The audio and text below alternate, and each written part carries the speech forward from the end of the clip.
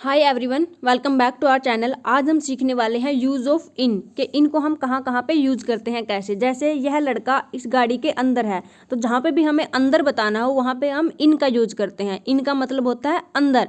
यह लड़का जहाँ पे क्या है, अंदर है। तो अगर किसी चीज़ के सरफेस के अंदर हो, चार दीवारी के अंदर हो, तो वहाँ पे हम क्या यूज़ करेंगे, इन। जैसे ये बिल्ली बॉक्स के अंदर है, तो बॉक्स की चार दीवारी के अंदर है ना, तो उसको क्या बोलेंगे, the kittens are in the box. जहाँ पे अंदर बताना हो वहाँ पे हम यूज़ करेंगे इन। जैसे इस लड़के को हम बोल सकते हैं कि he is in the car, वह कार में है। अंदर है तो in the car. The student stood in a circle, student circle में खड़ा था। स्टूड होती है स्टैंड की second form.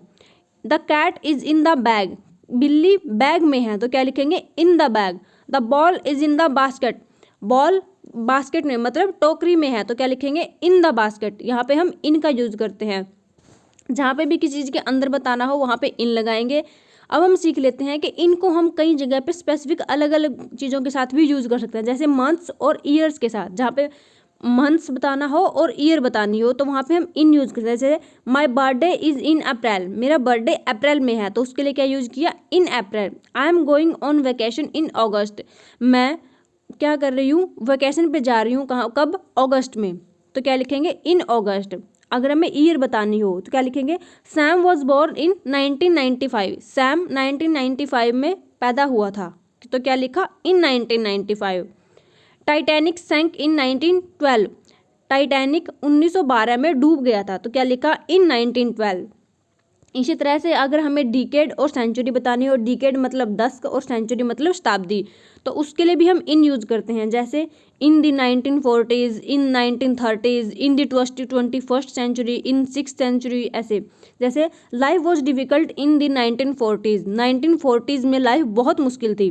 My grandmother was young in 1930s, तो मेरी ग्रैंड मदर जो थी वो यंग थी 1930s में, तो उसके लिए क्या यूज़ किया, इन द 1930s, तो यहाँ पे इन यूज़ करेंगे। We are living in the 21st century, हम 21वीं शताब्दी में जी रहे हैं। It was difficult in the 6th century, यह 6th सेंचुरी में बहुत मुश्किल था, तो क्या लिखा, इन द 6th सेंचुरी, तो हम यहाँ पे इन यूज़ करते हैं। अगर हमें किसी सीजन के बारे में बताना हो तब भी हम सीजन के साथ भी हम इन यूज़ कर सकते हैं। सीजन क्या होता है, समर, विंटर, स्प्रिंग, ये सीजन होते हैं ना, जैसे बसंत, गर्मी, सर्दी, तो इनके साथ भी हम इन लगा सकते हैं। जैसे we go to beach in summer, हम बीच पर कब जाते हैं, समर में, मतलब गर्मी में जाते हैं। There are many flowers in spring, यहाँ पे क्या है, बहुत फ्लावर होते हैं स्प्रिंग में, मतलब बसंत ऋतु में यहाँ पर बहुत फूल होते हैं, तो उसके लिए क्या लिखा, इन स्प्रिंग।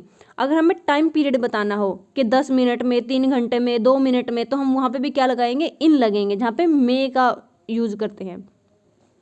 तो हम क्या करें, the meeting starts in 10 minutes, meeting क्या होगी, 10 मिनट में शुरू होगी। तो जैसे जैसे हम मे बोल रहे हैं ना, मतलब वो उसके एक तरह से क्या, मे का क्या मतलब होता है, हम अंदर के लिए भी मे बोल देते हैं ना कई बार, तो उसके लिए भी हम इन लगाते हैं। जैसे she will be here in 3 hours, वह 3 घंटे में यहाँ पर होगी। तो अब हम यूज करते हैं कि अगर हमें पार्ट्स ऑफ द डे बताना हो, कि दिन के पार्ट्स बताने हो, तब भी हम इन यूज़ करते हैं। जैसे ही exercises daily in the morning, वह डेली एक्सरसाइज करता है मॉर्निंग में, तो क्या पार्ट्स क्या है, मॉर्निंग, तो क्या लिखेंगे, in the morning, in the evening, in the afternoon, ऐसे हम यूज़ कर सकते हैं। लेकिन एक चीज़ याद रखना कि बाकी सब के साथ तो ठीक है, लेकिन नाइट के साथ हमेशा एट लगता है। बाकी सब पार्ट्स के साथ इन लगेगा, लेकिन नाइट के साथ इन नहीं लगेगा, वो कहाँ लगेगा, एट लगेगा। जैसे ही वॉक्स इन द इवनिंग, हम क्या करते हैं, इवनिंग में वॉक करते हैं, वह इवनिंग में वॉक करता है। जैसे he met me yesterday in the afternoon, वह कल मुझे मिला था इन द आफ्टरनून, मतलब दोपहर बाद, तो वहाँ पे भी क्या लगाएंगे, इन द आफ्टरनून।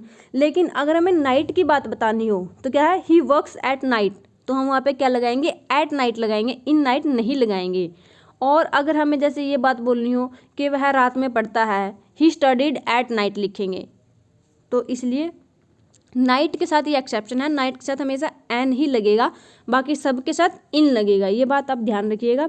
सो आज के लिए इतना ही। आई होप कि आपको ये सारी चीज़ें समझ में आ गई होंगी। अगर आपको ये वीडियो अच्छी लगी हो तो इस वीडियो को लाइक जरूर करें, मेरे चैनल को सब्सक्राइब भी जरूर करें।